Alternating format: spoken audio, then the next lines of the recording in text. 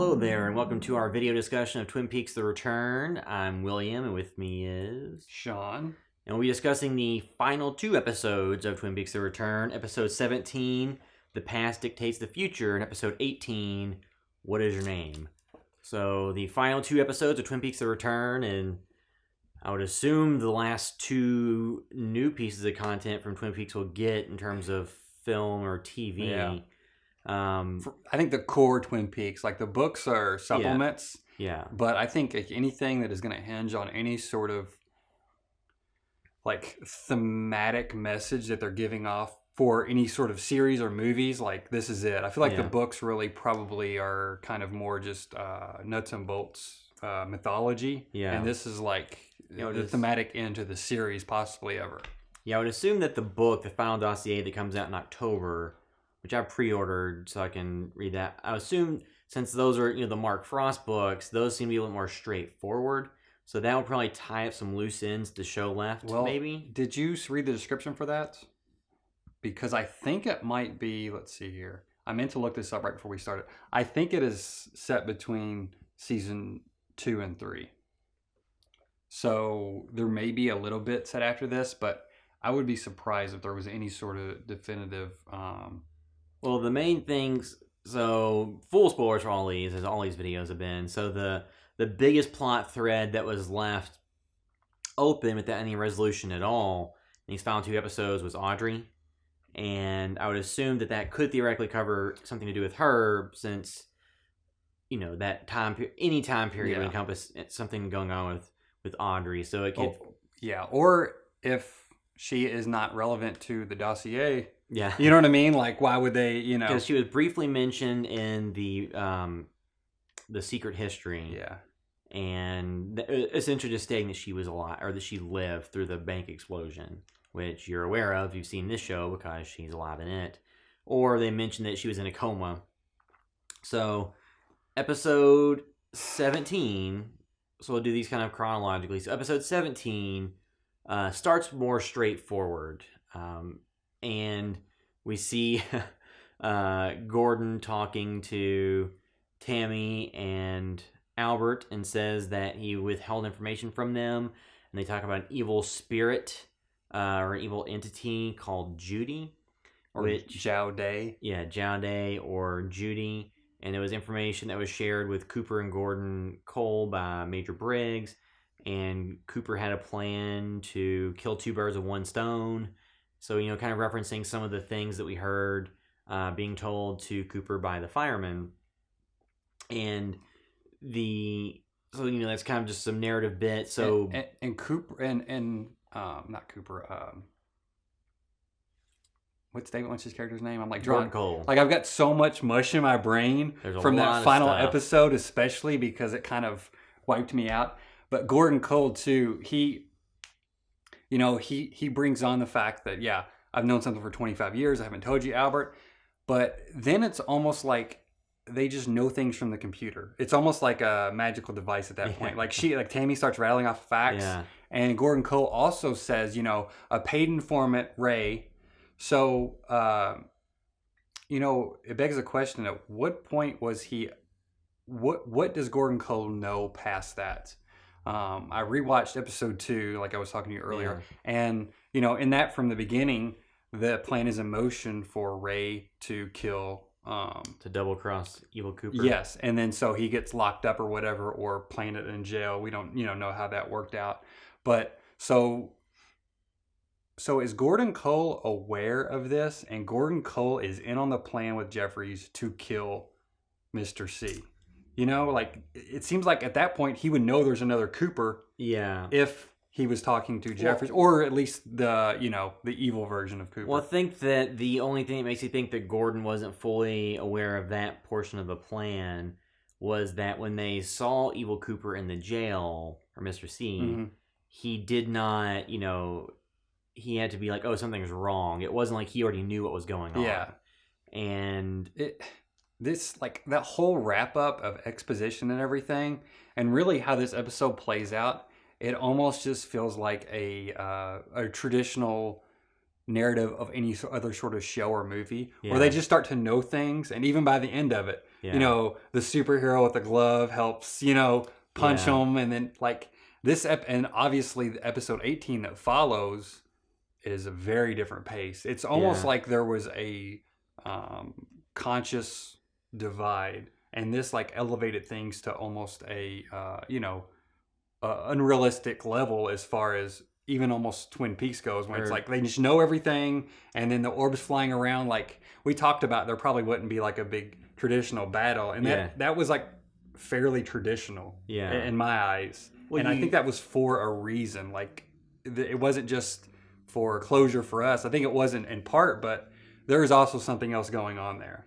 Yeah, so you get a pretty straightforward narrative. So Gordon tells Albert and Tammy about Judy, and then we see Evil Cooper go to the coordinates, which is Jackrabbit's palace, and then he gets taken to what we could assume is maybe the White Lodge or wherever the fireman is, and then he gets teleported to the and we see sheriff station. A giant Briggs face too. And it looks like Cooper is in a cage. Mr. C is almost like he can't escape, wreak havoc in there. Yeah, he's controlled. So he gets transported to the sheriff station. When he gets out, he sees Andy, and Andy has picnic supplies and stuff. That was a little unsettling there. Like, what did you feel in that moment? I was very concerned for Andy's safety. Yes. And Lucy and kind of everybody in the station. Like, you just knew, like, oh, God, the characters we love. You know, like, they're... And then you have Chad escaping from his jail cell, and again, Andy's put in danger again, and I kept, oh, please don't kill Andy, you know? Like, I figured Andy would have a bigger role to play just because he was the one that got taken to where the fireman was and given information. And the only thing that, you know, one of the things that was very specific that he did that, you know, isn't clear is after he takes Mr. C into Truman's office, and, you know, he's like, would you like some coffee? And he says, no. They should have tipped off. Yeah, and he says, you know, I'll go find Hawk. And he's like a little kid. He's so excited. He runs out, and then he looks at Lucy, and he says, very important, very important. But, you know, again, I have no clue. Well, then he has some recollection of the visions that he saw. And then, like I said, so you have, like, Chad trying to escape from the cell. And then when Andy goes to look for Hawk, Chad has escaped from the cell, and he has a gun. And Freddy uses the glove to punch the door open, and it knocks Chad out. So Andy is, you know, uninjured and is able to put the handcuffs on Chad. And the drunk person or whatever has peeled off the bandage. You got any clue on what is going on there? I mean, at first I was wondering in that scene as it went along with Nido making noise and things like that, I was like, was the guy in the jail cell an instrument of the Black Lodge? Mm-hmm. Or was there a spirit attached to him or something like that?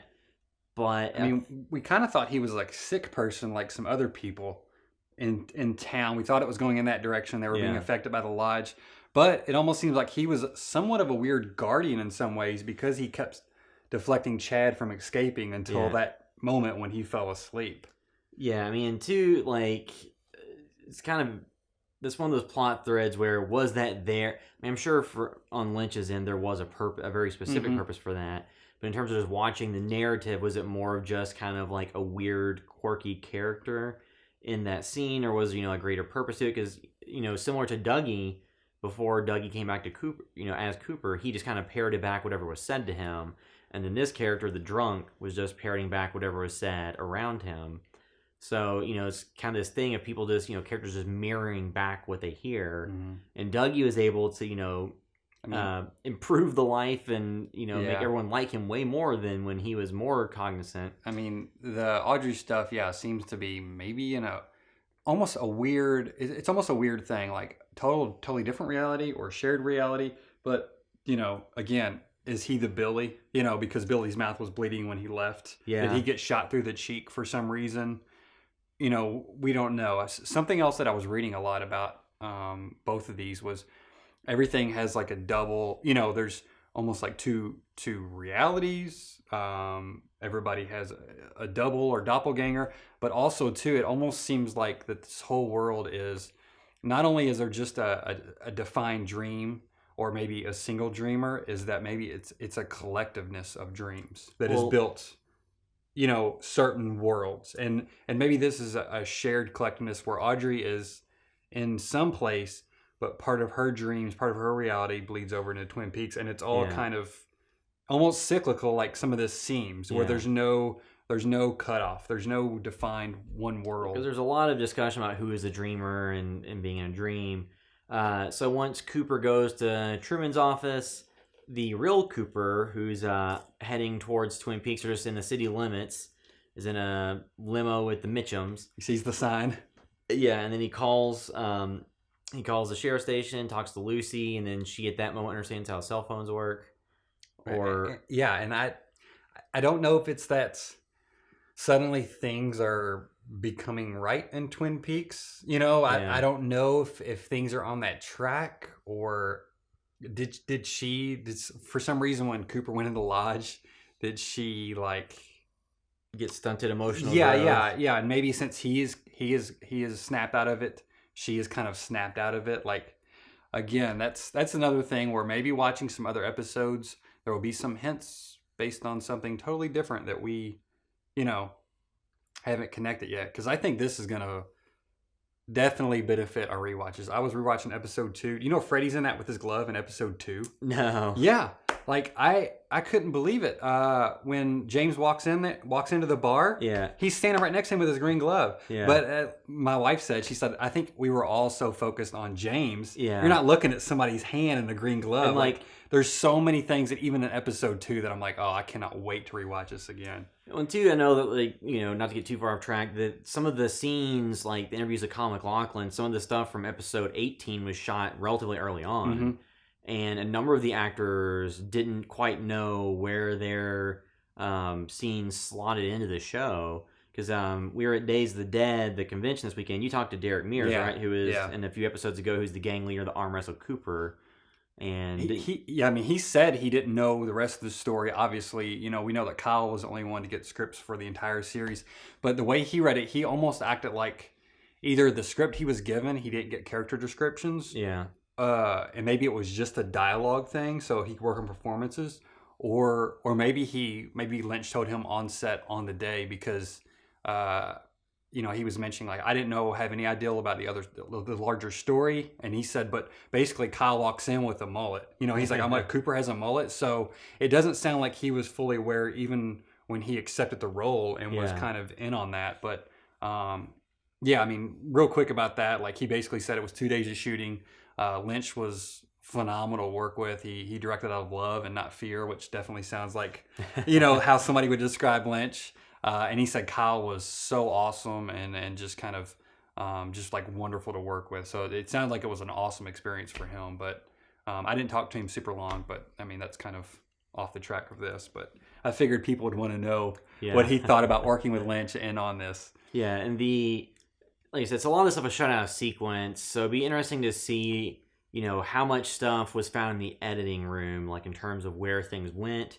Like we said, the Roadhouse, it's not clear if that's all chronological or if it's just same night or what have you. But and Lynch also said too, he kept making these statements, and we were watching it like, no, he kept saying you can watch it in any order. Yeah, and it's like, no, you can't for a lot of these narrative things. Yeah, but it seems like some threads may work in a shuffled ordered. Some of the stuff is cyclical, and some of the footage shows up more than once. Yeah. Specifically episode 2 and 18, but we'll get to that once we get there. Yeah. So then, when they're in the evil Cooper goes with Sheriff Truman to his office to talk, and then he turns down coffee, which would be a dead giveaway. Red flag. It's not the real Cooper.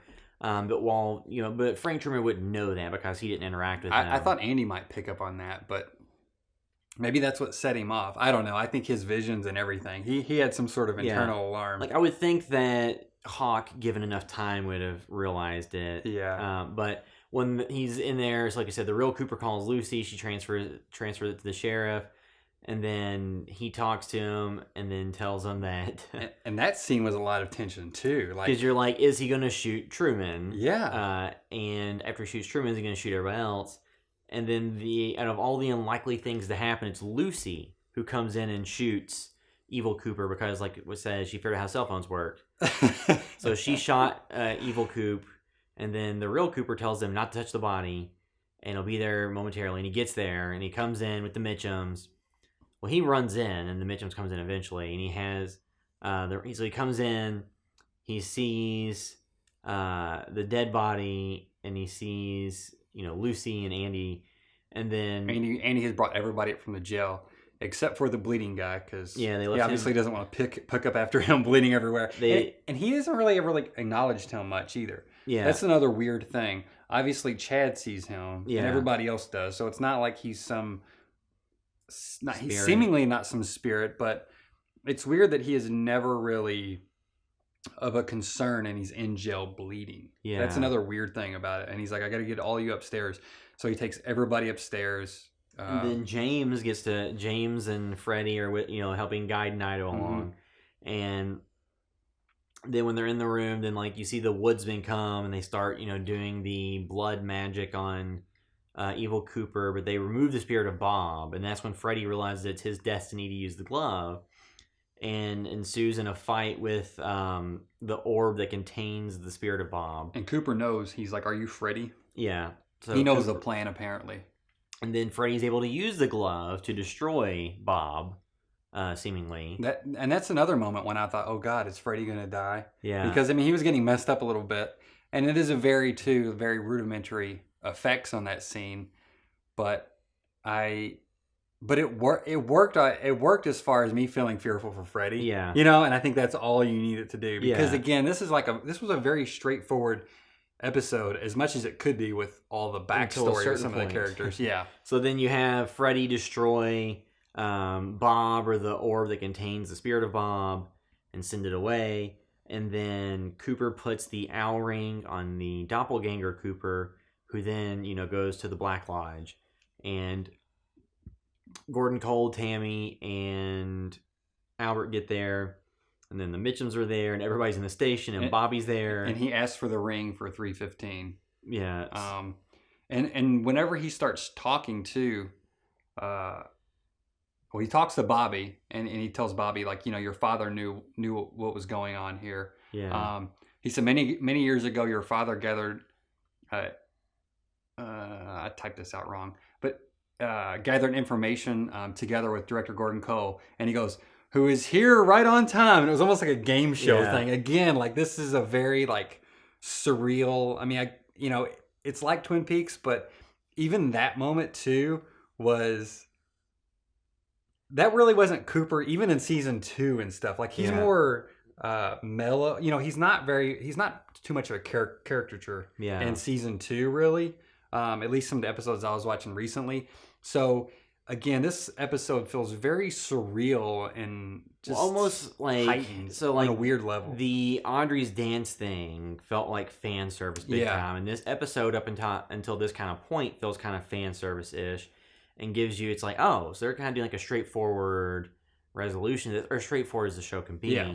And so after you get the destruction of Bob and the doppelganger of Cooper being sent to the Black Lodge and defeated, then Cooper asks Frank Truman if he has the key to his room at the Great Northern, and then we find out that Naito is actually Diane, real Diane. And we have the face of Cooper very large on screen too. Yeah, superimposed over the screen. And somebody pointed out again with Lynch loving Wizard of Oz, how Dorothy's face is very large when she's remembering things or whatever. And it's also too very much like when she wakes up from her dreams, everybody's there. And it's almost like a cascade of a bunch of the characters just come in and line up in lines, in this final scene, unrealistically, really. So for if you thought when the series started out that James Hurley would be there for the showdown between Bob and Evil Cooper and Good Cooper and all of Truman, everybody,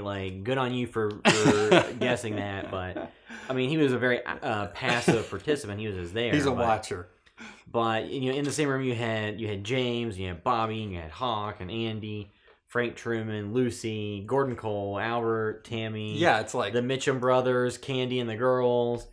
And then once Cooper gets the key, and once Diane comes back, then you have Cooper and Diane and Gordon kind of following Mike going to that room. They kiss too. Yeah, Cooper and Diane Cooper kiss. And something that stood out to me watching that again, knowing the possibly cyclical nature of the ending of this and how some of these things are going, is there a chance this is their first kiss?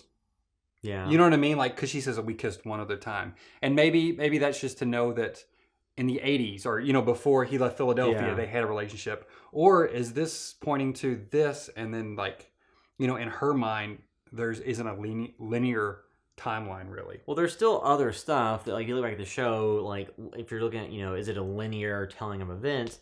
When Evil Cooper talks about he has the 3 coordinates in the last episode, and then Diane texts him coordinates. Was that part of the 3 coordinates, or is that a 4th pair of coordinates, or how is time? And 2, this Diane was in the lodge or something, So like in her mind, it doesn't seem like time is even still. Time isn't necessarily in a straight line because suddenly they're in love or something. Like you don't really know, and it is because they both have an understanding of the lodge. Is it because they missed each other, never thought they would see each other again? Like, who knows with that? I just wanted to bring up that kiss because it made me think of when she specifically said we had kissed one time before. And then you hear Cooper talk about the dreamer and dreaming. Mm-hmm. Yes. So is the superimposing of Cooper's face over the screen, is that meant to imply that he is the one that is the dreamer and that he is dreaming? So there's a lot of theories on what all that necessarily means, but once they go from being in the sheriff's office to going with Mike with the room key, he tells Gordon and Diane. Well, first, he tells everybody he hopes he'll see them again, every single one of them, and then we go to kind of the full screen of his face. Yeah, and then it cuts to I think like the side of the boiler room, pans down, and then we go to a shot of darkness, and out of the darkness comes Cooper, Diane, and Gordon Cole. Yeah. And when I saw that, I was thinking, oh, that's like 3 filmmaking friends. They've been together since Blue Velvet. That was almost the second era of Lynch, after Dune, the bad experience on Dune. Like, since then, he's had seemingly pretty good experiences, some rough spots with Twin Peaks. But really, does it seem like there's a reason for Gordon Cole to be with them? And maybe it is just because, like, a thing that is kind of a fourth wall type thing. Yeah. Is it that Gordon Cole does know more about the Red Lodge and everything that he's letting on? Well, and too, in the earlier episode, he mentioned that Philip Jeffries doesn't really exist anymore. Yeah, so he knows, either he knows something else, or, again, it's some sort of, this is almost like some sort of weird fairy tale version of the ending. Like, that's also what I'm kind of thinking. Because it gets to up to the point that Cooper leaves with Mike and goes to the Motor Lodge Hotel or whatever it is. Up until that point, it's pretty straightforward and kind of, ties the show's like major central, driving force off the nice bow with Bob defeated and Evil Cooper defeated. And then you have Cooper go with Mike to that. One other thing too. Sorry, I have a million things and we'll never get them all out. But when Gordon Cole comes in, he says Director Gordon Cole, and I know he's FBI Director Gordon Cole, but he doesn't say FBI Director. He says Director Gordon Cole. Yeah. And just because the nature of episode 18, which for me it feels like they're almost in our reality. Yeah. Because the person that supposedly came to the door is the real owner of that house, who owns it in real life. You know what I mean? So is there like some fourth wall breaking? People like had theorized like, oh, is it going to go all crazy and the characters are going to turn to the camera at the end of the series? Yeah. But it's like, I'm wondering if it is sort of fourth wall without being too cheesy, and because that's done a lot now. I read some other theories too, like jumping ahead to episode 18, like so that, the show gets to a certain point, kind of ties off the narrative major thread, and then it kind of goes into a meta commentary about how you shouldn't go back to the well and remake or redo an original property, or a franchise or property that already exists. Like, you shouldn't go back to that, and they were concerned about selling the franchise and things like that. So that's what the stuff trying to prevent the death of Laura Palmer then sets off a chain of events where things are different and they're not the same as they were. So is that a commentary on the show? Is it a commentary on film, or is that just a reading of something that a few people have had I when mean, the show's there's making gonna a be a different point. million readings, but it's all fascinating. And David Lynch won't give you a definitive answer. Kyle said he doesn't ask him because he knows. He says I read an interview and he said the only time he asks David Lynch, is if he gets with the character choice, he can't reason for himself what the reason is. Mm-hmm. He said usually he can intuit it from what's written on the page, and it's only when he has questions and can't figure out the motivation or something he'd ask David Lynch for any guidance. Yeah, I mean, and the thing about remaking, or bringing something back from this many years ago, we even thought we were going to get Cooper back for at least 2 hours. We didn't. Episode 18, that's not Cooper. That's another version. You get him he's 100%. I am the FBI. So you get that. A little bit of stuff in 17 when he's talking to everyone at the sheriff's station, and that's kind of it, because you then get mostly silent Cooper for the remainder of the episode, trying to go and rescue Laura. So they go and talk to Philip Jeffries. So it's interesting that Gordon didn't go with him to talk to Philip Jeffries with all the ties and connections there are, but they asked Jeffries, about going to a specific date and time, which is the night that Laura Palmer died, which Cooper does go back to. Well, and he also has an 8. First, he has the owl symbol. Then it becomes kind of like an infinity symbol. It becomes infinity with the dot, and maybe that's on the timeline of where they're at. Where Laura died or something. But also too, it's infinity, and I think that also signifies the time loop.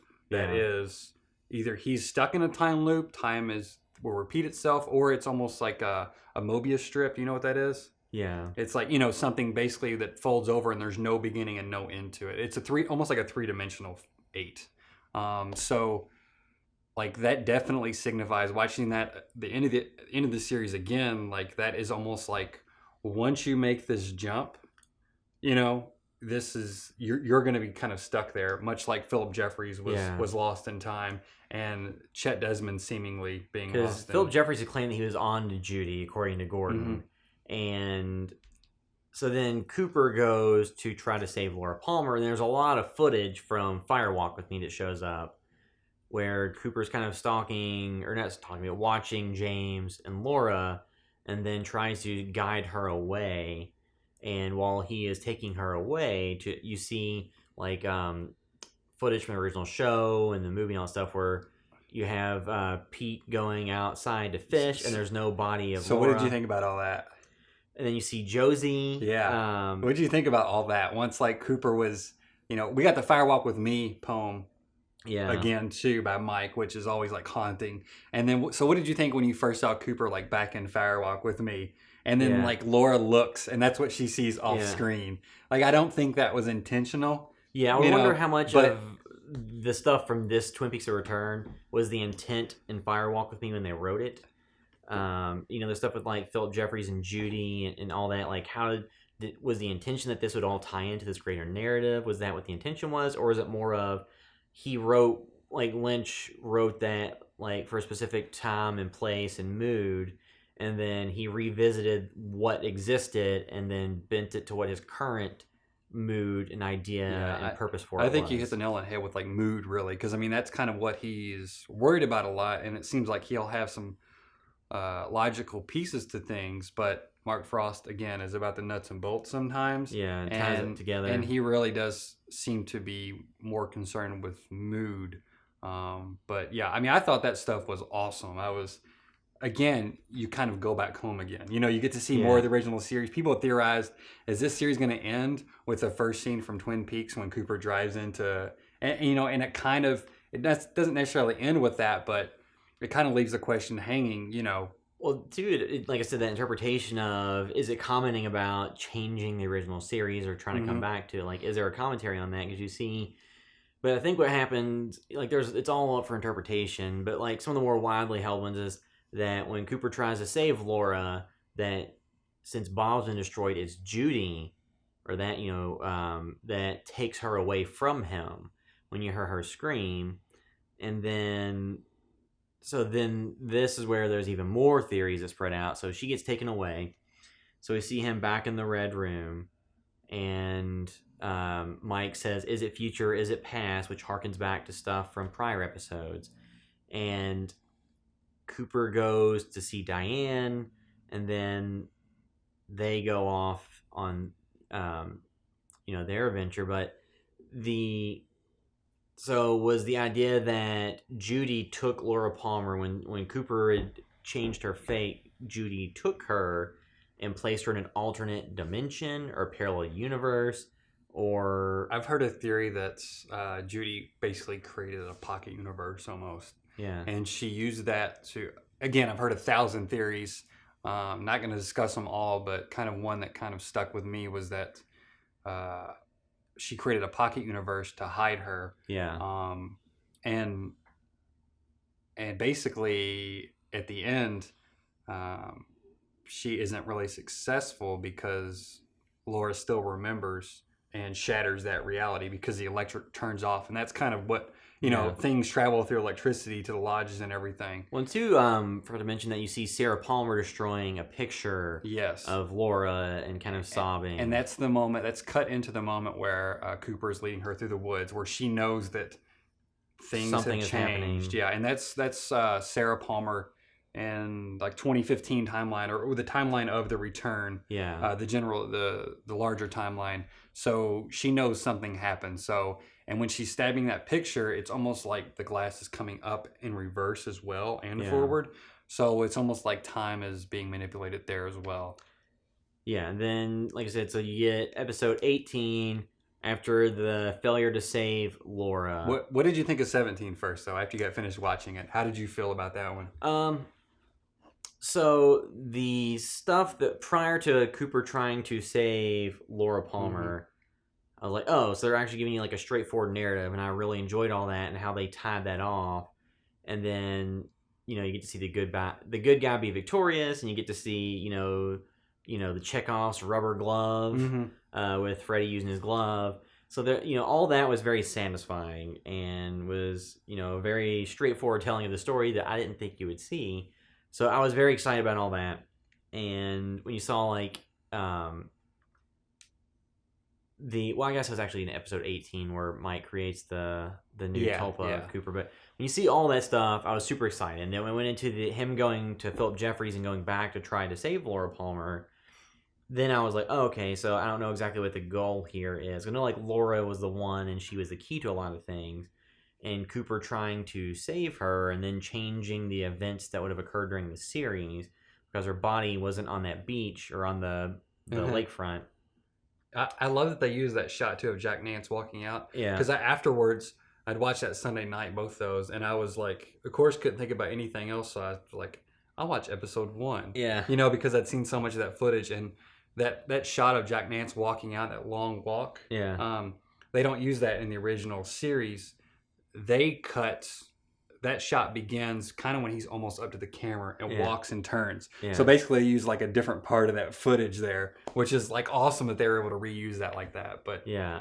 So as an overall episode, I was very pleased with it and then very intrigued as to where it was going to go with the failure of Cooper to save Laura, what was going to go next. Well, and you kind of knew okay, well, we're probably not going to wrap up some of the normal things. We might, but it doesn't seem like we're going down that path. Well, again, he opens up. He closes 4 doors and opens up 20. Yeah. Well, then I was very surprised too, though, that the stuff with Audrey, none of that tied into the main plot line.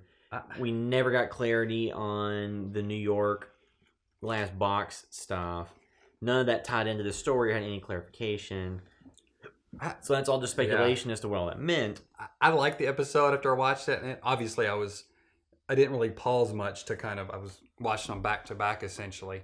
I took a quick break to eat a little piece of cherry pie because I was like, all right, I had it cooling, and I don't want to eat it during the show because it's it's so important to watch every detail because so much stuff matters in this show.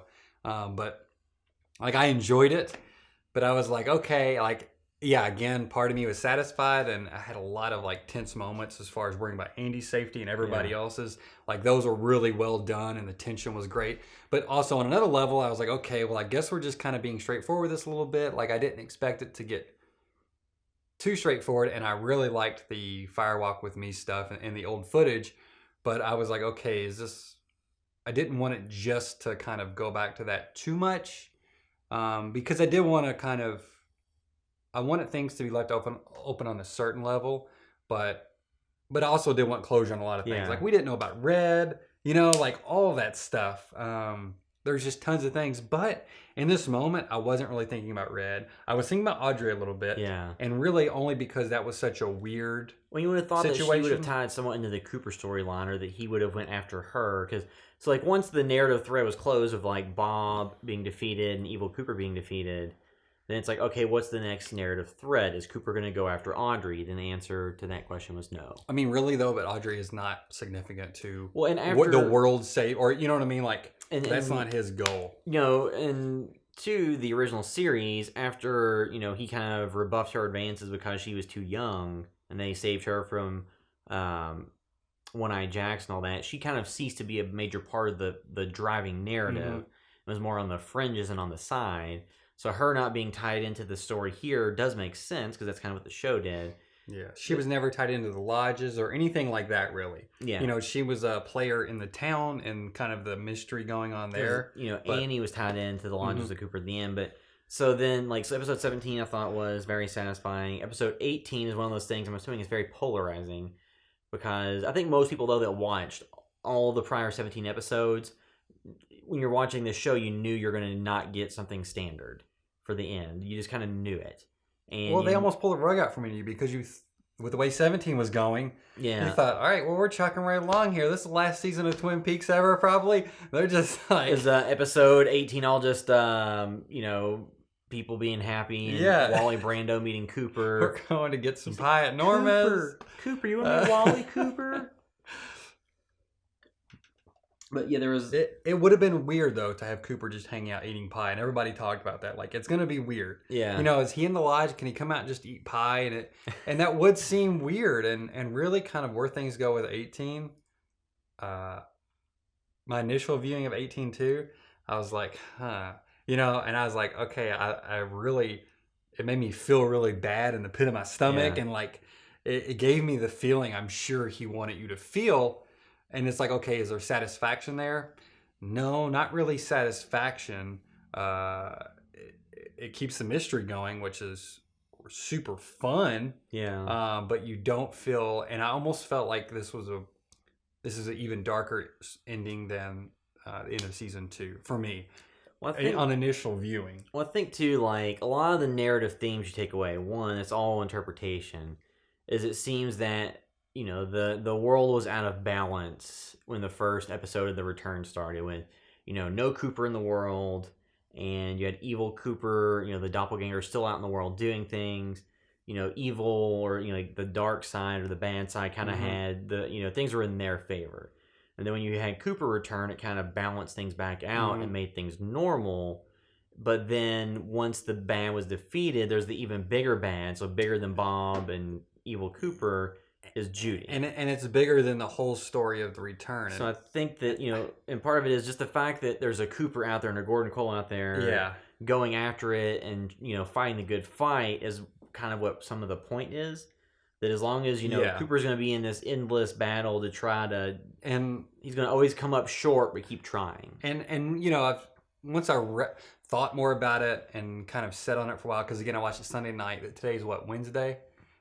Right? Tuesday. So we've had a couple days. Because you had on Labor Day, so you got a day to simmer on it. So, my wife was asking me, I was thinking, as far as finales go and stuff, like this series has been my favorite series of TV ever. Like I like it better than the original series just because it just feels, it's more focused. You know what I mean? Like there's not things that are just kind of hanging out there.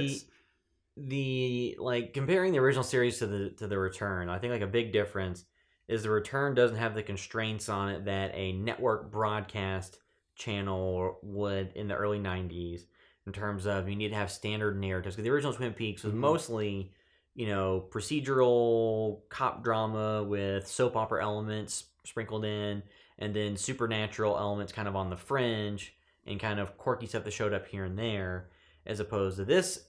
The Return seems to be more focused on the supernatural elements, with the other elements kind of playing second fiddle. Yeah, I mean, it's like the themes are right out there in front almost. If and it's not necessarily worry about satisfying that weekly viewer base or keeping the viewers, kind of giving you little nuggets here. It's almost just like, I'm just going to give you nuggets because this is how I want to tell the story, not because we're trying to keep the views up and the people coming back week after week. Not cliffhangers for the sake of cliffhangers. So when, again, my wife asked me and I was like, I don't have really a ranking of my favorite finales, but I was almost thinking, as far as the finale and stuff goes, I really, it made me feel a certain way, and there was almost a disappointment, which I guess that's what you were feeling, Cooper was feeling. And I was thinking, I would almost give it, if I gave it a number, like an 8 out of 10 maybe.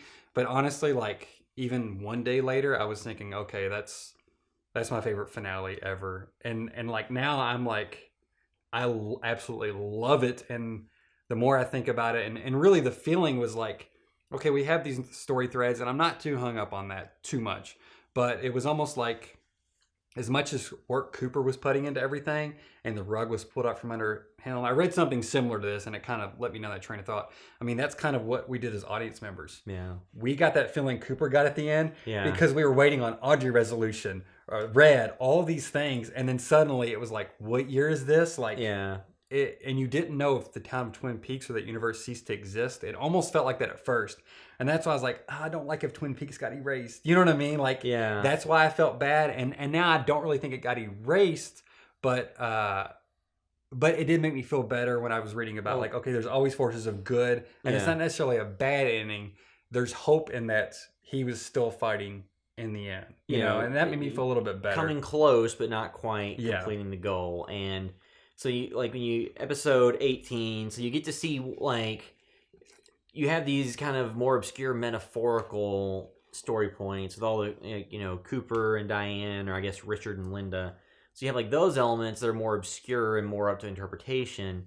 But then you have a very straightforward element like the tulpa of Cooper being created, as Dougie Jones, and going back to Janie E and Sonny Jim, and that being kind of like a happy ending. That was the final happy ending of the return that we got to see. And really the Dougie and Janie E storyline was one of the biggest stories of the series. Yeah. So it was great to have that in episode 18 with kind of some of this, I don't want to call it necessarily straightforward darkness, but it was great to have that because I love the Dougie storyline and I love Janie E. We have I guess what I would call, you have narrative, I'm forgetting the closure? word. Not closure, but you get where things are just left to interpretation. There's so you have these gives like I said, the Dougie and Janie E stuff that gets closed off in a very simple way, and then the other. So I don't. And it's almost like it's almost like there was sort of a happy ending for Cooper. It wasn't the real Cooper, but it was his tulpa, and it was like a good version of him. Well, and we talked about that last week. Whenever he said goodbye to them, I was like, this feels like at least a happy ending for Cooper also, because he got to live with them and kind of feel their love and really he really appreciated them, and he got to spend that time and he was aware of it. So it's like whatever happened to Cooper later on in the final episodes, he at least had that in his life. Yeah, so you have very straightforward narrative things, and you have the narrative ambiguity, which is the word I was blanking on. So you have the straightforward elements, and then the stuff with Cooper and Diane when they're driving, and then they go and have sex in a very creepy way. This is before that though. They drive to the 4:30, right? Yeah. And she says, "Are you sure you want to do this? We may not be the same." Yeah. And that already gives you a hint as far as what happens later on in here. And then he says, "Kiss me," and again, it's because he comes out of the curtains also too. This is the stuff with Mike. Mike also, isn't this when Mike says, or Mike has already done that? I can't remember if he sees Mike again in this episode. He does. Then Mike motions to him, and he goes towards him, and then he goes through the curtains. And those scenes are the ones we saw in episode 2 also. Yeah. So it's is this kiss he gave Diane in this car? Is this the first kiss they've had? And also, he comes out of the Glastonbury Grove, and she meets him there. I saw somebody pointing out, okay, maybe this is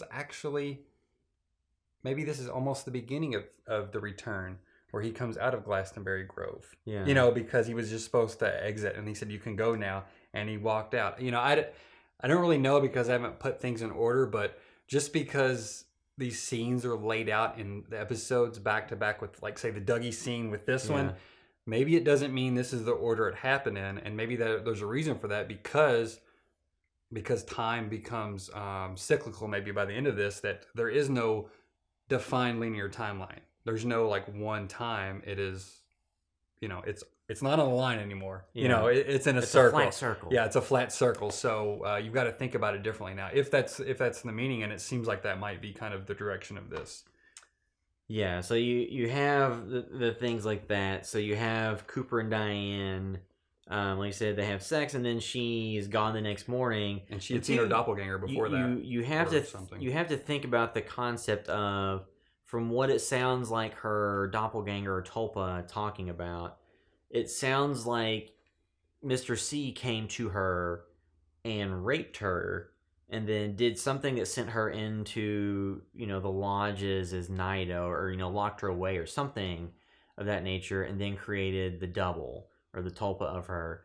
So she's with Cooper, but one of her memories would likely be that the evil Cooper who looked like him raped her.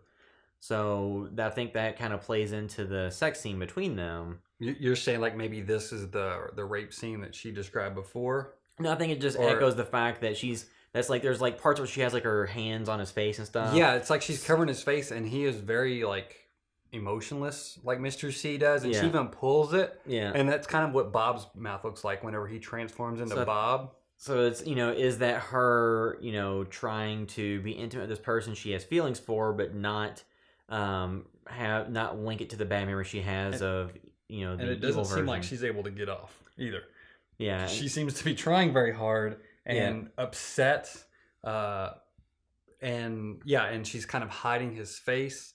So somebody else brought up like, okay, well, maybe everything, the story that the Tulpa Diane said was absolutely true about Mr. C, or again, this is a warped memory of this situation. A perception of this situation with it. Yeah, because he didn't ask her about FBI business, and it wasn't at her house. Yeah. But that's what that just echoed that, one of her more recent memories of him before going, into the stasis or limbo or whatever she was in when she was, in the guise of Nido, she would still know that someone that looked like him, it was a version of him, sexually assaulted her. So then she leaves in the morning. She's gone before he wakes up, and leaves a note to Richard from his ex-lover, Linda. So, that goes back to Richard and Linda.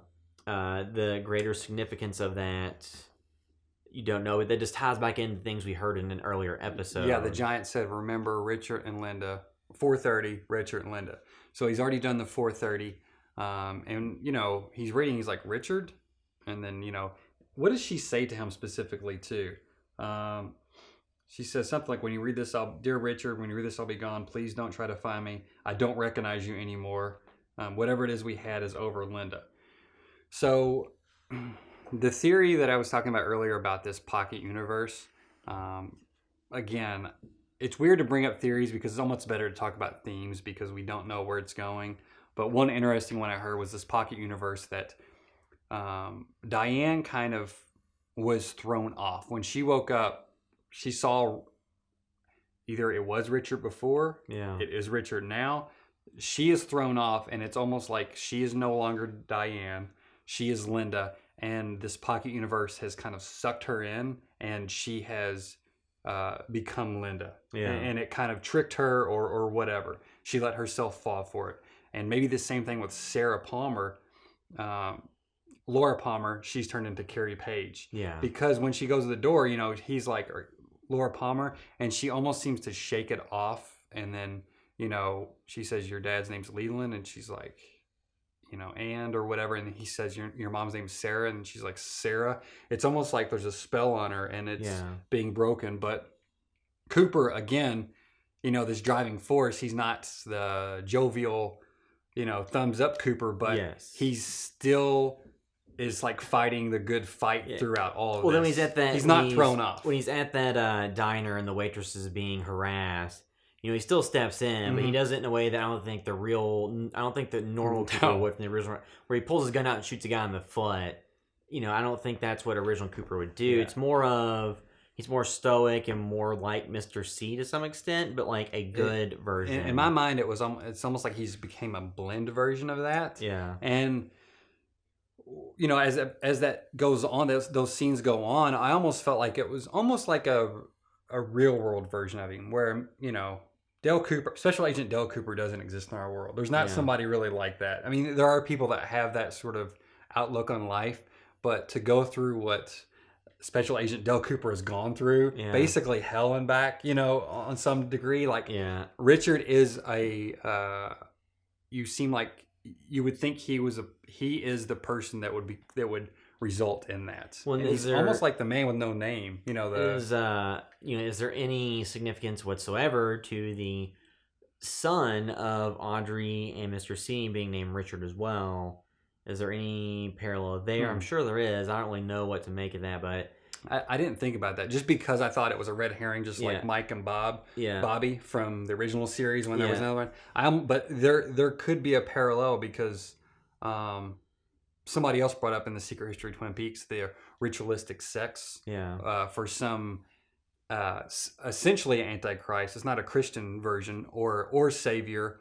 And they brought up that kind of maybe the scene with Diane and Cooper was that. So maybe there's something with that. And two, the timeline that's Richard, we'll call him Richard from now on, even though it's seemingly Cooper, but that Richard woke up into seems to be different. He wakes up in a different hotel, almost as a different person maybe. But people point out the population sign on Odessa. I think they said, it was like 999 or 99,000 or something. It hasn't been that low since 2010. Yeah. And there's a specific shot of it, so and then there's some other things though that make it set, like there's a Masick company sign, and that company has been in operation since like 96 or 97. Yeah. And so it doesn't seem like this is even 2015. It's almost like this is somewhere maybe in the 2005 or that mid era. There's a Valero gas station that looks like somewhat modern, but it's, again, there's just something a little off too about the timeline. He changes cars, and the car almost looks like the same one that Mr. C is driving early on in the series as well. Oddly. So maybe it is just an approximation of a lot of collective things. Well, kind of playing out, like some of the early stuff with Mr. C, where instead of him going looking for Ray and the other woman, that it's him with, searching out the Palmer family. So kind of mirroring what happened at the beginning, but the different purpose. And like you said, he's even acting a little bit more like Mr. C at this point, but he's the good version. And we were talking last discussion video about how Mr. C, he's just like a beeline on his mission. And everybody else is able to take detours and stuff. This Richard does not seem to be wanting to take any detours. I mean, granted, he's in a kind of foreign world. Like, he knows he's at a different motel because he turns back and looks at it. For some reason, he has the intuition of getting in the car. Another little side note, when the car drives off, I was watching again, there's a pole and it has like a white bulb on top and then a tree that almost looks like the arm, and the white pole looks like it could be the gum. I don't know if there's any significance, but they go to that, and I don't know what that ball is. It could be just a light, but they hang on that shot for just a second.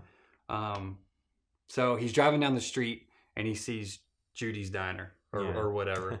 And I've heard that, okay, maybe Judy is, the clues are still there, but she's doing a lot to try to throw him, because he goes in and even Laura Palmer's not even working that day. There's still work to be done. And it's almost like, I was almost thinking about this, like all of our theories are maybe correct in certain universes because the clues are still there. Well, is there a multiverse? Is there multiple versions? So, so the question is, when Cooper attempted to save Laura in the past, did he create a splintered off, branched version of the future in which Laura Palmer was taken and had her name changed? So, like, are we seeing an alternate version of the future based on what was changed in the past? Is this a separate parallel universe that they've been slipped into? It's not clear what any of that is. I think it's more metaphorical and meant to evoke feelings and things like that, more so than to be like an actual straightforward narrative with the definitive, set of plot points that occur. But Because what's the fun in that? yeah, We wouldn't have to discuss. I mean, this video would have been over like an hour ago, if not. And then Cooper takes, Laura, or I guess, Well, he drops the guns and the deep fractor's shooting that guy's Yeah. foot, which that's a great scene too. Like I love that scene. He even is concerned about the cook's safety. Yeah. He says, "I don't know. This might be hot enough to set off these bullets. You might want to step back." Then he gets the address and it's like 1516 or whatever, and then he also sees, I think, the telephone pole that is the number 6 pole that has moved around from the Fat Trout Trailer Park to where the kid got hit by the car also. Yeah.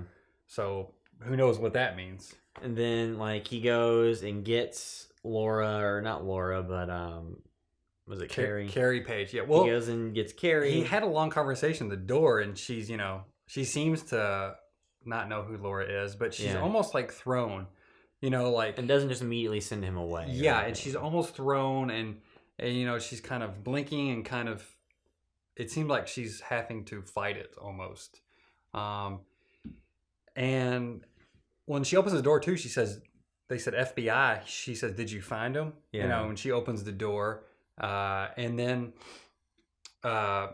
she has him come in, and there's a dead guy there too. And I watched it again. He almost has a bulge in his stomach. And somebody said, "Oh, is this universe's Bob, where he came out of the stomach?" He has like a weird little black bulge. But something I didn't see pointed out was that it was almost like he had rigor mortis set in. Like if you were to get shot, obviously your hands would fall. His hands are up like this, frozen in air almost.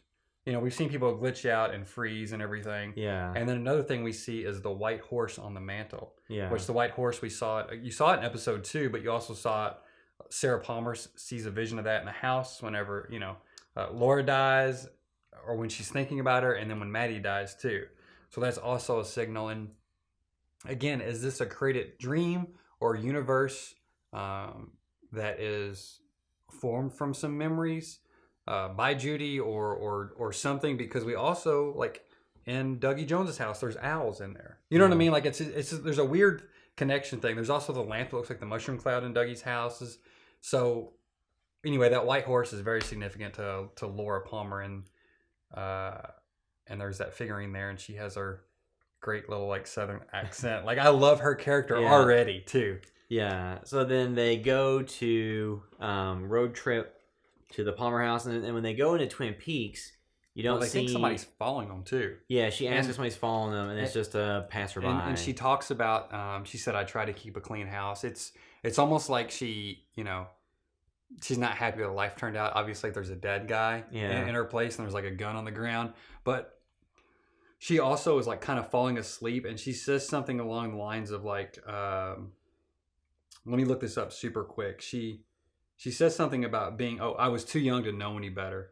In those days, I was too young to know any better. And almost, again, seems to harken back to Laura Palmer's history for sure. And then they go to Valero, then they go into Twin Peaks, and they don't see the sign. That's the first clue that, you're entering Twin Peaks, you're not seeing the sign. Something's because that sign is seen so many times in the iconography of the show and all that. And we just saw it last episode as they were entering Twin Peaks. To not see that is a big clue. The double R, too, I don't know for sure. I know obviously the inside of the double R is a set, but somebody said they showed the real double R. So I think they may have built one or something possibly nearby. Well, I know there's a real diner they use for exteriors. Okay. Well, somebody said they use the real double R, so I didn't know if like some of the exteriors were different or what, but it obviously is like on a strip or something. But yeah, they kind of just go by that. She doesn't recognize anything at all. Yeah. And then they pull up to her house. And then they pull up to the former Palmer house. And when Cooper, or I guess Richard, takes her up to the door, it knocks on it. It's not Sarah Palmer they're greeted by, or Leland Palmer, or anybody. It's a different family. And he asks, like, is Sarah here? And she says no. He's like, do you own this house or rent it? It's like, we own it. And then she's like, who did you buy it from? And then she says a lady named Chalfont, which was the name of, Miss Trimmin and Chalfont, the name she went under. And then she says, you know, her name was Alice Tremont, Yeah. which that was another clue. It's like the Tremont and Chalfont, which are the agents of the Black Lodge. Yeah. And that like really like I was like, oh, okay, well, not everything is totally kosher here. This isn't just like, oh, we're just in another place. And is this manufactured reality as a result of the Black Lodge? Like, you know, like you said, was it a pocket universe that Judy was that created to hide Laura away, to keep her from being saved by Cooper? And I think I've heard that that's the real owner there too. So, you know, that also makes you think, okay, is this the real world now? Because Richard seems like a much more real world person compared to Special Agent Dale Cooper. And the town of Twin Peaks, everybody loves it because it seems like a place, aside from all the darkness, you love all the characters in there. You know what I mean? Like there's another difference. It's an idyllic small American town. Yeah, and there's I saw another article talking about kind of the emptiness and loneliness of Americana. There's a lot of empty roads driving. The gas station looked like it's about to close down. It was somebody from, I think it was Vulture. I wish I could pull that article up. I'll try to link to it here in the comments. Yeah, it's Sonia Saria. Twin Peaks finale recap. The story ends forever. And basically she talks about how kind of the ending on more a thematic level. And it made me think too, like the original Twin Peaks was very much about community. And like that's why everybody loved it, because it felt like you were part of that town. You know what I mean? Like you knew everybody in it. There was a lot of darkness obviously on the underbelly, but it was a good time a lot of times, and there was like a lot of laughs and a lot of love going around. The characters that were true of heart were having good lives. You had all the seedy stuff going on with Leo and with Ben Horn and, you know, Catherine and all these different story threads. And that seems like, you know, I was just thinking not that long ago about how, like, when I was younger, you know, late at nights we'd be at the neighbor's porch sitting on the swing late at night, you know, just to the neighbors across the street or whatever. And it's like now, like, you know, I'm having a daughter here soon. Like, I'm thinking she's probably not going to experience that because I don't hang out with my neighbors like that. Like, people are a lot more isolated now. And I don't know if there's a change in not giving that small town feel of Twin Peaks this season. And there is more of a disconnected feel and kind of loneliness. We see a lot of empty roads, which obviously Lynch does that a lot in his films now, you know, post Blue Velvet and Twin Peaks. But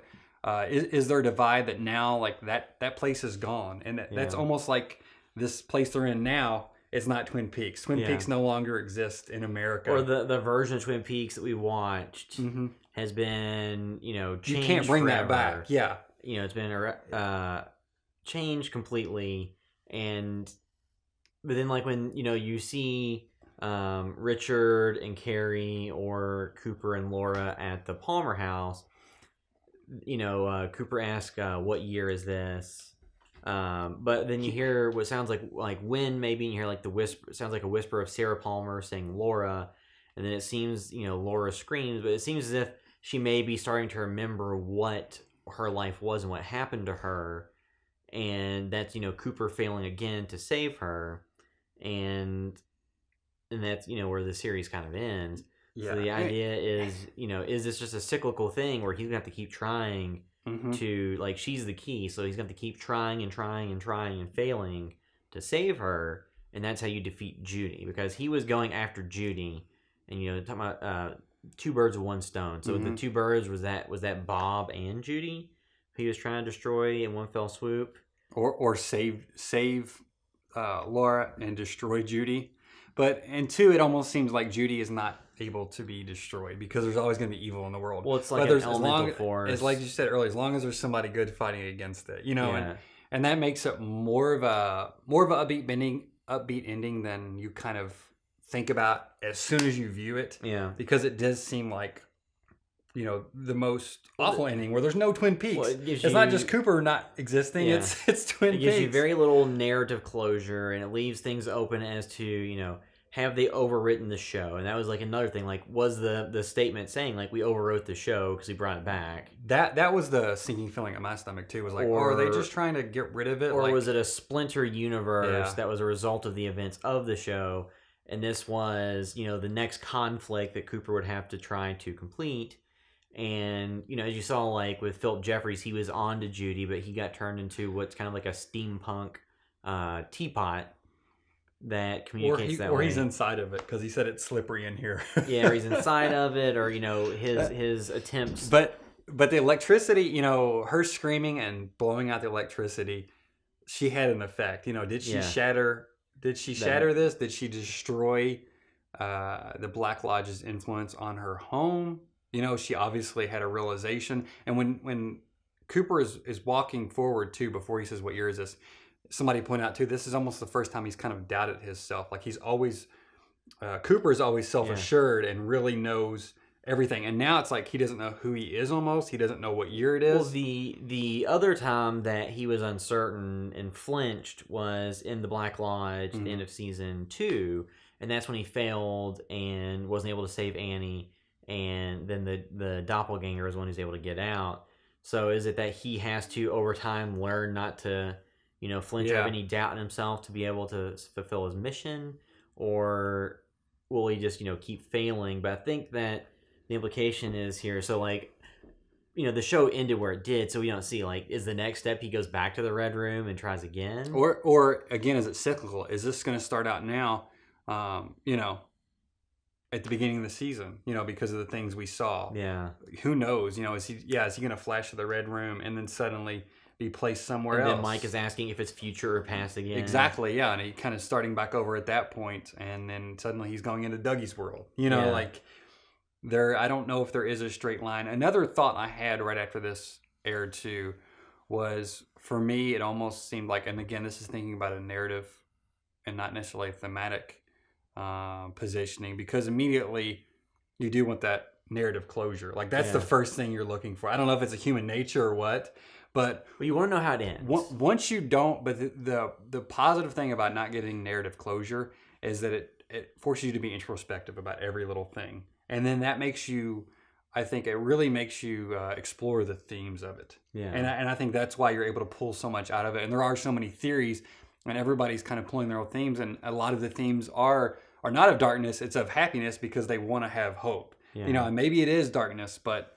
for me, on a narrative level, I thought, okay, well, if there is a season 4, they said they weren't going to have talks until after this is over with. I personally almost feel like there's not going to be.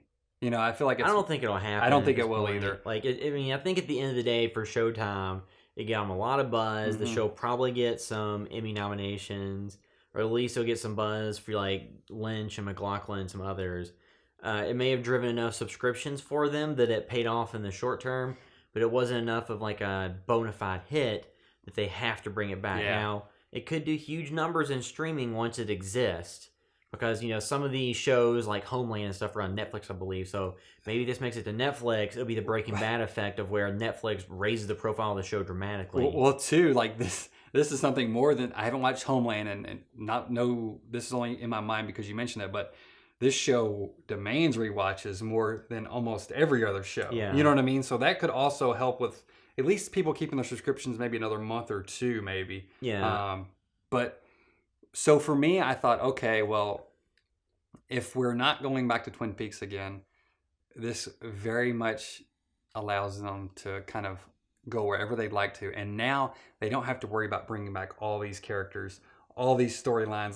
They're really free to do whatever, and they can create a new world. The one constant thing that you've seen across the original series of Twin Peaks, or at least from David Lynch's perspective, from the original Twin Peaks, from Firewalk with Me and The Return, is Laura Palmer. Mm-hmm. So I couldn't imagine them doing a new something called Twin Peaks that did not have Laura Palmer. Well, yeah, I think it's going to have Carrie Page / Laura Palmer and Kyle MacLachlan, and then everybody else. They don't really have to have they can have the Red Room stuff, but as far as the town, I'm talking about Big Ed, Norma, all of those characters that are aging, Carl. They don't really need them narratively now. They've closed off a lot of those loops. A lot of them, like Jerry and Jerry Horn, he's found. Big Ed and Norma, and sorry, what's Big Ed's wife's name? Why can't I never think of her name? The Golden Shovels. Nadine, you know what I mean? We don't know. Golden Shovels were maybe just her spiritual, happiness and finding closure, maybe. Yeah. But we have some sort of closure there, but a lot of it is just seemingly done with. Well, then we didn't get closure on the story of Becky. Yeah. We didn't get closure on the story of Shelley and Red. We didn't get closure, obviously, on Audrey. We didn't get any more information about who the Glass Cube was ran by in New York. I think it was ran by Mr. C. But oddly enough, too, I was watching. Well, there was a picture of him there. Yeah, I was watching episode 2, and I can't think of his name, but the guy that just got killed by. Who are the 2 contract killers? Oh, Hutch and Chantel. Chantel, that got killed. Chantel, who's in Mulholland Drive. Yeah. He said something about like her doing the job, and I think it may be the woman that goes into the black box room with the coffees.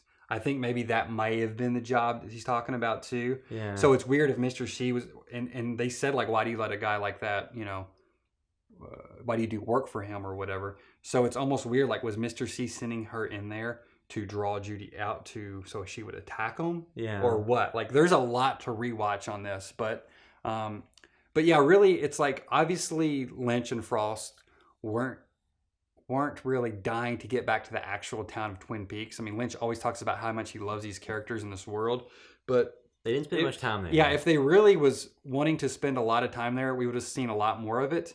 So I could see this being an option if they ever did it. You can have Audrey back in there because something's still going on with her. Yeah. Like, is she an alternate dimension? And I've heard her say, yeah, she started the Facebook group like, we want a season 4 of Twin Yeah. Peaks. So I don't know if David said something like, I've got ideas for you, but just sit tight. Like at this point, I almost think that like a more reasonable option to see happen would be like a 2-hour movie or TV. movie. That's exactly what I told my wife. I was like, I don't expect a show. I was like, I would love a movie. And she's like, what? It only see like 2 episodes. I was like, well, no, because narratively you would have one thematic thing that paid off, in 2 hours.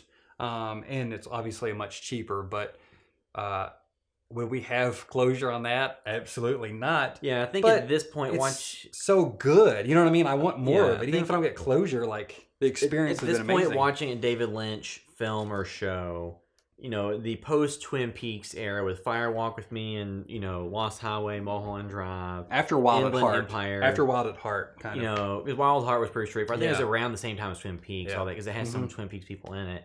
But like once he got into his films where they're more like metaphorical meaning and or not straight narrative, here's plot points of exactly what happens. You have Inland Empire or something I haven't really rewatched since it came out, which I probably need to go back to. But it's much more of things happen that aren't all linear, connected real world events that you can then see apply. It's more of you get information that evokes feelings and thoughts that you then interpret.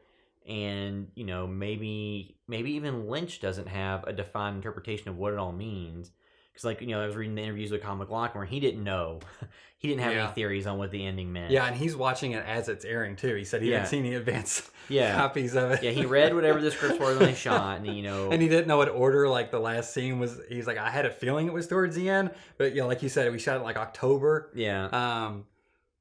So this obviously was this episode was very, like you said, divisive on a lot of people. I saw a lot of people say, I'm done with Twin Peaks.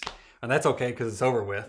But, I really do think if you're a Twin Peaks fan and you went in The Return, that was a hard pill to swallow, I think. I think you almost had to build yourself up to this and kind of see David Lynch's filmography to kind of know what you were going to be getting into. I think that if you had only watched Twin Peaks Season 1 and 2, and that was all you had seen from him, and you came into this, you got with something that you weren't expecting because it really wasn't similar at all. There were moments where it was similar, and it had more of the kind of goofy elements of the original series. A totally different feel. It had some, like you said, similar some moments, elements, but and similar scenes, but it was, it was just this weird feel of dread and kind of the scene with Candy smacking one of the Mitchum brothers with the remote would have fit in the original series. Then you get a lot of stuff like episode 8 that was nothing like the original series. So I think you need to kind of be aware of his film work. I think this is a far more straightforward piece of narrative work than a lot of his movies have been, especially like Inland Empire and Mulholland Drive. Because even episode 8, which is the one everybody talks about, was still pretty straightforward in terms of what you saw. Yeah, I mean, episode 8 was easier to understand than the last episode on the first watch. and it was like far disconnected. And somebody else pointed out too, that's episode 8. It's the Infinity one, you know. So the other things that we didn't get closure on: who was the young girl that had the amphibian insect crawl in her mouth? Then there's other things that we saw that we never really got any indications of what exactly meant. Like when Big Ed was eating the soup or drinking the soup or whatever, like in the reflection there was something going on. What did that mean? I mean, is it just things being thrown off? There's the shadow in episode 8 at the end in the girl's bedroom. There's kind of the shadow on the wall that does things. So was all of that more of a mood, mood enhancer and something to evoke a feeling, more so than a narrative thing to actually try to figure out what it means? And I really thought we would figure out what's the deal with Candy and the girls. Yeah, we didn't really get any more. I mean, they came into the sheriff's office, but we really didn't get any more. She's got sandwiches for everybody. So, you have this collected group of people, Like, I would have liked to see what the conversation was in the sheriff's office when Cooper was gone. Yeah. Like, so what does Frank Truman say to Albert and to Tammy Yeah. Like, just imagine, like, a conversation of Tammy just doing a bunch of reactions to Lucy or... Well, somebody said, too, this could have been them just going in to hang out or going in to see the house, but somebody there that was on the night of the filming of the final scene, they said that they saw them, Laura and... or Kyle and Cheryl Lee go into the house. Yeah. They could have been going in to check it out. Like, it's been a long time. Let's come in and see the house. But Lynch supposedly said that everything they shot, nothing was cut. Like, he put everything into the show. And I would imagine that was how long some of the takes were of things like the Palmer living room with Sarah stuff. Yeah. And again, sweeping floors and all that, driving. Yeah. And Kyle said he was very specific. He would do a couple of takes and then know what he wants and move on. So wish we could do that. Yeah. So, but my only other question is, did he shoot some things to keep in his back pocket? Just to kind of like, did he shoot a scene where they go into the house and he's like, "Hey, pie in the sky, if I get a season 4, I got this stuff shot," because obviously he likes to reuse footage. You know what I mean? Yeah. And he likes to kind of call things back. So did he do a couple things knowing he wasn't going to use it and wanted to just save it? I mean, maybe not, but yeah. I mean, I had to sit with this finale for a little bit to really love it, and now I absolutely do, because I feel better about it. I think I'm not thinking, oh, Twin Peaks isn't erased. Yeah. And we're giving something more with this, and it leaves the doors open even more, and it's something more to think about. And I actually really like the Richard character, or this version of Cooper. Well, yeah. I think he's like definitely a more realistic version. And this is one you could see them hinging a whole season on. Like, well, I think too, like, I guess the end of it, like, we can kind of just say what our interpretation of like what happened is before we wrap this up. But like, my interpretation is, like I said, what you saw in Twin Peaks: The Return was what was happening. And then when Dale Cooper went and tried to stop the death of Laura Palmer, then you're not dealing with Bob anymore. Then you're dealing with Judy, who's even more powerful, who took Laura out and put her into a different universe.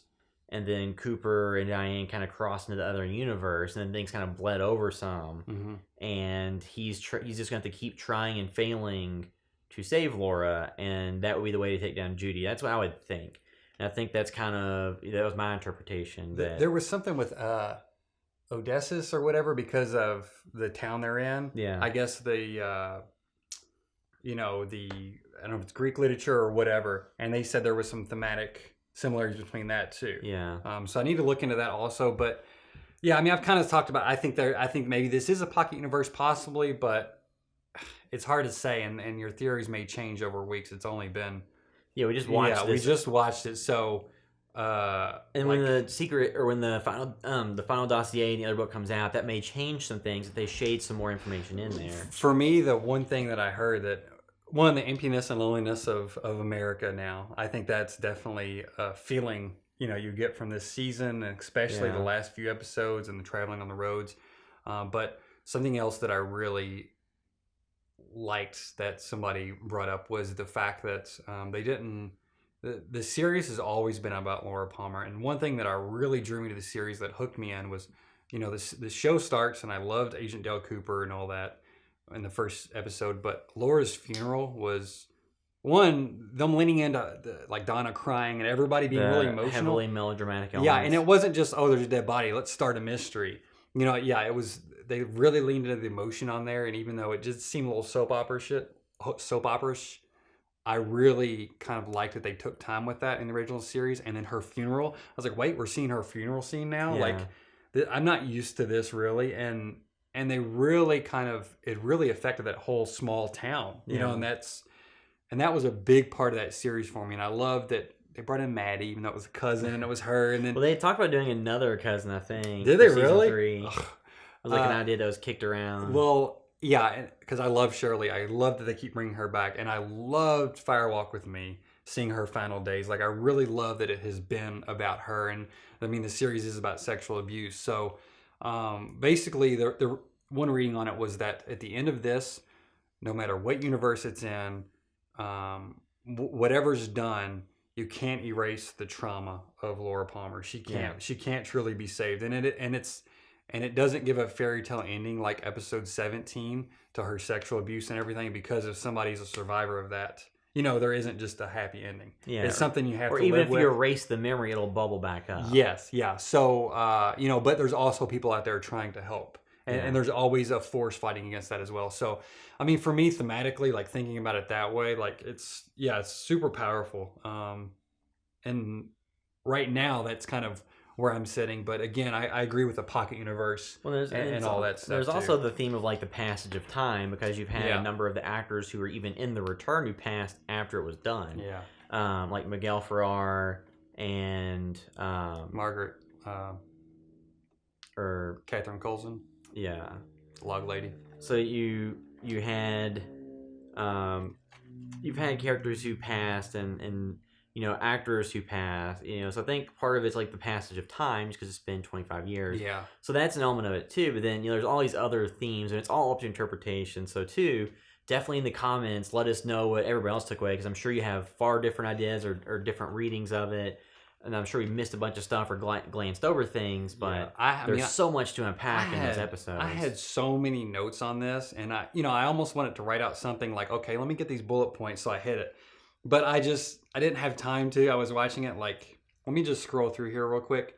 These are like screenshots of notes about it, of people's discussion and articles. Like, I had so much stuff, and there's just so much stuff to unpack. But really, like, the most important thing is our thoughts on it. Yeah. And then we'll try to link to some articles that we liked. If there was any you pulled or interviews, we'll put that in the comments or on our website. Well, too, so something else people pointed out. So I know I mentioned before, we had done a video, or I put a video out a few years ago, that was the alternate ending to the pilot. And I think somebody on one of those comments even mentioned like that could be an alternate, like these are all alternate dimension versions of the story. Because if you haven't seen that the pilot, it's the original pilot plus an additional 20 minutes that like wraps up the loose ends and ends the story. So, if you have like that's one version of events, the show Twin Peaks is a version of events, and then this is like a retelling of events and trying to change them. So, are these is it just cyclical and you're going to keep seeing the Laura Palmer death, initiate? I think definitely rewatch this series before you drop Showtime. One, to keep it a little bit longer for them. Yeah. But two, like, again, I just rewatched episode 2, and there were so many things I was picking up and finding that it was kind of blowing my mind. Stuff that was laid out that you wouldn't notice. Yeah, and you kind of think, oh, this is going really slow. And granted, we watched those first 4 episodes in one night, so it was a lot to think about, taking on this new feel of Twin Peaks and everything at once, and your head is just spinning. So you're missing so much stuff, but definitely rewatch it again. And in the comments, let us know not only what you think about the finale, what you thought about it as soon as it finished, and then what you think about it now, because it's going to go up a couple of days later. Well, and two, like, it's quite the amount of time investment to re-embark on all this. But I do intend to rewatch the original series again, and then Firewalk with Me, and then this. It's a lot of TV. And two, like, I have the Blu-rays of the entire mystery. Yeah, I have that so too. I'll watch that and then the missing pieces and try to like get as much of the content, and then go to Firewalk with Me, because I watched Firewalk with You before the show came back, and then watch the show again. So there's just a lot of content. I'm sure we'll do some more content on it too. I almost thought about, again, I always say this, but I feel like it's going to be too daunting and I won't do it. But I almost want to like do a focused version breakdown of the final for the finale. You know what I mean? Like a little like 5-minute video or something. Yeah. But it's just so much to unpack, really. And two, it's all, I think with Lynch at this point, it's less about having a narrative point or purpose and more about evoking mood and feeling and trying to, address a certain idea that he's interested in.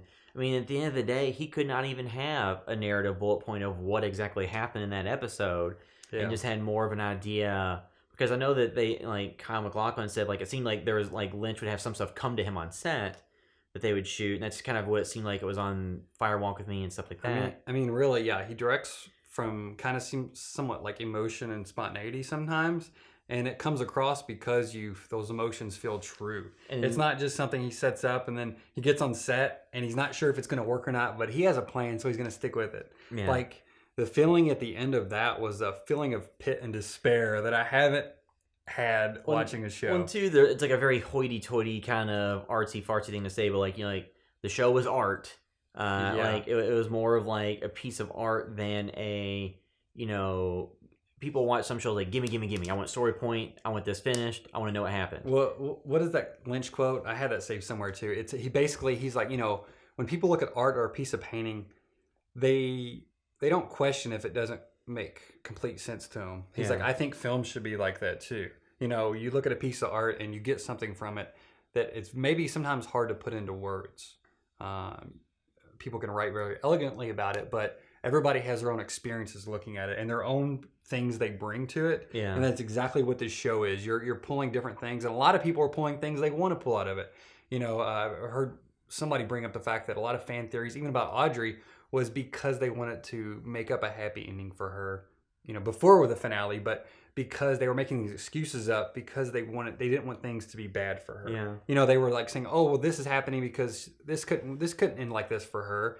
And it's what everybody brings to it, but I'd definitely like to try to think about what Lynch's meaning for some of these scenes are, because obviously there is some clear meanings to a lot of these things, but because the way it's laid out and it's shot and directed and everything, like it's just something to dive into like nothing else on TV, like 18 hours of focused vision. Yeah, because I don't think we'll get something like this again. I mean, even if I don't know when we would like. From what director? I mean, it's not like not that they're comparable whatsoever, but like True Detective's gonna get a season 3 with Jeremy Saulnier, the director of playing Green Room and Blue Ruin, directing the episodes of season 3. And you have but that's still not great really, director, but he seems very genre focused. You have like Nick Palazzo, so it's like the showrunner, but you're not gonna have very often. I mean, like Mark Frost is a huge part of the show too, so you can't discount his efforts. But absolutely, I don't know that we'll have another instance of kind of an auteur director helming, in addition to, writing and being heavily involved in every aspect of it, like this, sprawling more than 8-10 episode seasons. Because like Netflix, you can get, 10 episodes of a show that's primarily driven by like one person's vision. But I think those are a little bit less substantive than something like Twin Peaks, because I mean this too has a lot of history to it. And, once again, never thought I'd see it come back. So the fact that this exists at all is kind of amazing. It's a blend of having a fandom before and a director and people there that worked with Lynch before. It's like this perfect storm of getting this 18-hour experience that it's going to be hard to find this perfect storm again, especially with the landscape of TV where a lot of stuff has fans, but again, the ratings aren't like what they used to be. You know what I mean? Like the views the aren't there. original Twin Peaks debuted at like 30 million plus viewers. Yeah. In today's world, that's like you'd be slotting in like the top 10 of the year with that. And at the time it came out, that wasn't very impressive. Yeah. So, there might not be a perfect storm like this again, unless there's a director that has hit the lottery a billion times over and wants to spend all the money on some 18-hour epic. I mean, if you compare Twin Peaks: The Return to X-Files season 10, there's not much comparison. That was a truncated 6-episode season with multiple people directing and writing. It just felt like a lesser than version, as opposed to this is a completely different beast. So yeah. I'm thankful that we have something to talk about and think about. That it didn't end with episode 17. Like even her disappearing would have been like, ooh, that's cool. And then you'd be like, oh, that's it. Like 18 was another episode 8 for me almost, where it just like, whoa, did not expect this. Yeah, and wasn't very. I mean, like I said, I think like episode 8 was more straightforward. I think. Yeah, like this is what I wanted. I wanted to be blown away. We talked about are we are we going to get another episode 8? You know, maybe the last 3 episodes. Yeah. I told you, I was like, I want another one of those. Yeah, And I this think is we got like, that. this is, Kyle MacLachlan involved in it. And it's kind of exactly what I wanted, even though I didn't, you know, it wasn't a home run as soon as I saw it because I didn't like the feeling it gave me. But that was the intent with it. And another quick thing too about the Richard and Linda, the fireman, when he says, remember Richard, Linda, 4:30, somebody else pointed out, was he saying that because it had already happened? And he was like, don't forget that. Don't forget Richard, Linda, 4:30. As he re-embarks on his is this his crusade. second journey? Is the Dougie stuff like another one? And he's like, remember that? Is like, it essentially like the Matrix where Neo keeps getting reborn and has to try over and over? So I think that leaves a lot of stuff to think about. We'll come back and do some more Twin Peaks videos. We just have to figure out what the content exactly will be. Thanks everybody for watching too. We've great numbers for this compared to our other stuff. Far more people want to listen to the Twin Peaks discussion than our general movie podcast or some of our other videos. So we really appreciate it. We'll be doing some Lynch stuff on our podcast. We did Blue Velvet. We will dig into maybe Lost Highway at some point. You know, some of the other catalog. We just gotta get your brother on board because he's not. He's not a Lynch fan like we are. But it's so glad this happened. I can't believe we're recording the final one because can't believe it even came back. So for it to turn out like this is a miracle. Very unexpected. So like I said, let us know theories, thoughts, whatever in the comments. We'll have more Twin Peaks content at some point soon, but you can also check out short films we're doing, other original content on our YouTube channel if you've subscribed. Because like the different playlists on our page, the HBTVS Presents is our short films, and we have 2 short films we'll be releasing here somewhat soon. One of them still being edited, the other's done. We're just waiting to see if it gets into festivals or whatever, so you can check those out. We want to do a feature too coming up, maybe next year or something like that. So we got some ideas kicking around. You know, if you appreciate these, well, maybe we'll start an Indiegogo for one of those films, and you can throw us a couple of bucks if you really liked it. But obviously, we're Lynch fans, so. You can see kind of where some of our tastes lie with that if we were to dive into a feature.